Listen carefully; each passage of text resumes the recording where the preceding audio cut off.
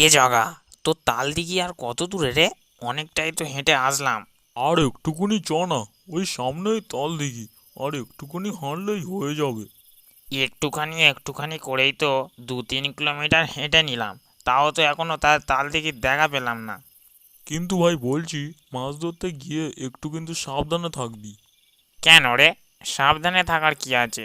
না না, তেমন কিছু নয়। গ্রামের লোকেরা বলে জায়গাটাকে নাকি খুব খারাপ। ইয়া হয়ে ইয়া, হয়ে। আমার কিন্তু ভাই খুব ভয় লাগছে বুঝলি। এখানে তোর নিয়ে আসাটা ঠিক হয়নি একদম। এই জন্যেই না আমি তোর সাথে কোথাও যেতে চাই না।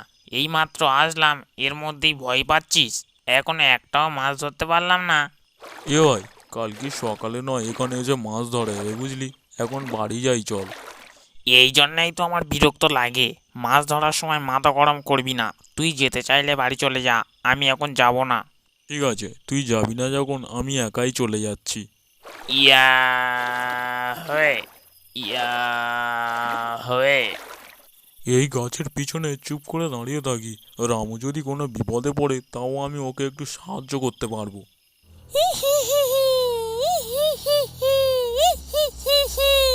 এই ছোকরা, তুই কে রে?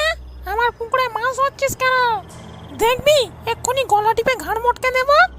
ওরে বাবারে, এবার আমি কোথায় পালাই? আমাকে ছেড়ে দাও না গো, আমি আর কোনোদিন তোমার পুকুরে মাছ ধরবো না। ওসব আমি জানি না। আজকে আমি তোর কাঁচা মাংস চিবিয়ে খাবো। হি হি হি, অনেকদিন মানুষের মাংস খাইনি।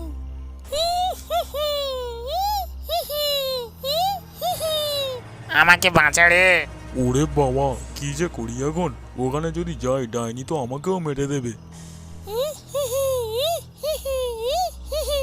আহ আমার সাথে পাঙ্গা নিতে এসছে, দিলাম তেমনি মেরে। এবার ওর কাঁচা মাংস খাবো। এ বাবা, রামুকে মেরে দিল। আমি তাড়াতাড়ি গিয়ে গ্রামের লোকেদের ডেকে আনি। ওই ডাইনিটার কিছু একটা বিহিত করতে হবে, যে কোনো প্রকারে ওকে গ্রাম থেকে তাড়াতে হবে।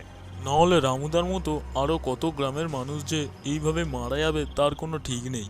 ও রামুদা গো, তুমি কোথায় গেলে গো? আমি এবার কার সাথে মাছ ধরতে যাবো গো? রামুদা ফিরে এসো রামুদা।